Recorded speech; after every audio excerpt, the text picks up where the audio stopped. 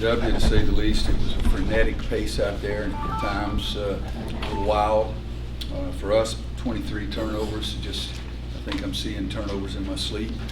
We were better in the second half, and then all of a sudden, 7 steps on the baseline. Luke steps on the baseline. Kobe goes driving through there like he was running for a first down and ran over the kid. And Kenny came down and had a bounce pass, one dribble earlier to Kobe for a layup, and he turned it over. And so even down the stretch, we didn't do what we wanted to do with the ball. But we rebounded the heck out of it. I think I told some of you or somebody, I can't remember who, maybe it's LaFonso and Dan before the game, that I felt like if we won the rebounding war, we'd win the game. We had 11 second chance points to their 8, so it wasn't that big a gap points-wise, but at least we got a second chance to either get a shot or get a turnover, one of the two. But 3 guys with doubles, Cam 15 and 11 before he had the cramps, Kenny 15 and 10, his first double-double, and Luke 21 and 11, but way too many turnovers, guys. We play at a really fast pace, and they do also, but you can't turn the basketball over like that, so we got to get better there. But Beverly coming off the bench, first half he killed us, and then we have a silly play and don't rebound it, and they get another opportunity, makes a 3 down the stretch there. But it's I like their club, I like the way they play. We both play very similar, to be honest with you, I think, but it's a heck of a night. Glad to get out of town. What did you think about your team's grit tonight? I was really mad at them at one point in the first half because I thought we were way too soft. I mean, we had some turnovers. It looked like we were the 9th grade basketball team at a bad school, and you can't do that. So I was really mad at them. I questioned their toughness. And then at the 6-minute mark, I told them we were going to be a lot tougher the last 6 minutes and do what the heck I tell you to do, and we'll be fine. But we've got to be tougher. I don't know, but toughness, I like going after the ball, but toughness can also be don't turn the sucker over. Roy, they shot 42% from overall and just 28% from free, both well below their seasonal norms. Did they just have an off night, or do you feel like your defense influenced that? You know, I thought Garrison was really good defensively. We needed hard hedge on the screen on the ball, and except for one of those last plays, Funderburk got his last bucket. Garrison, it's his responsibility to go back in the lane from the ball to his man. Other than that, I don't remember many bad plays that Garrison did on the defensive end of the court. So those guys are hard. Markel's really good. Torn, I love his game. Beverly made the shots, but yeah, I think in some ways it was one of our better defensive games. It really was. Hey Roy, I was curious, at what point did you know Cam wasn't going to be available to come back in the game, and what was kind of your strategy that last 12 minutes? I really didn't think when I went out there on the court and he was cramping up, I really didn't think he'd come back then. So it wasn't a surprise to me when Doug came to me with 3 minutes to go and said he's getting better, but he doesn't know if he's going to be able to do it or not. And I just sort of wrote him off at that point.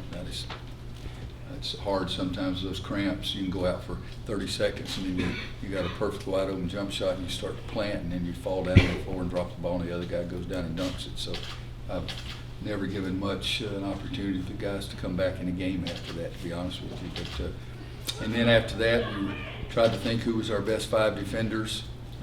B-Rob gave us a big 3 from the far corner, and he had a really nice shot on the baseline, missed it, but I told him it was a real good shot. But Leakey, I wanted Leakey in there to give us some ball, an extra ball handler as well. But just going by the CD pants, I didn't sit over there and make out an outline and try to figure out what the difference I was going to do. We know that ACC basketball is every game's tooth and nail. How pleased are you to be 2-0 heading home to the opener? You can tie it, but you can't beat it, so I like that part of it. We're trying to get better. I know it sounds corny to you guys, but that really is. That's what we're trying to do, is get better every day at a game and every day at practice. But I told him, I said, hey, that's a pretty good start, 2-0. I like that, but now put that behind you and be ready to get better the next day at practice. Coach, seeing how your team responded in the second half, you think that, what type of statement do you think that made about the team and where they are right now? I thought it was 2 different times. I think, what was it, 47-42 at half, and I think they scored the first 5, tied it up, and then we scored. Yep. And then I think they got it tied at like 60 or something like that. And it was crazy because I almost never watch the scoreboard, but I was watching it more tonight, I guess, because I didn't want to see a turnover. You know, I kept looking at the scoreboard. I never looked up there and you can't see what the heck you're doing. But I thought we answered every challenge. We decided they never got the lead. Correct. And so every time they'd make a run, we'd come back and answer it. Kenny made one really big 3 late in the shot clock. we didn't exactly look like the smoothest team out there the last 2 or 3 minutes though either. I think Kobe's the only one that missed a free throw. Is that correct, in the last 4 or 5 minutes? In that last stretch, yes. Yeah, so that's good too.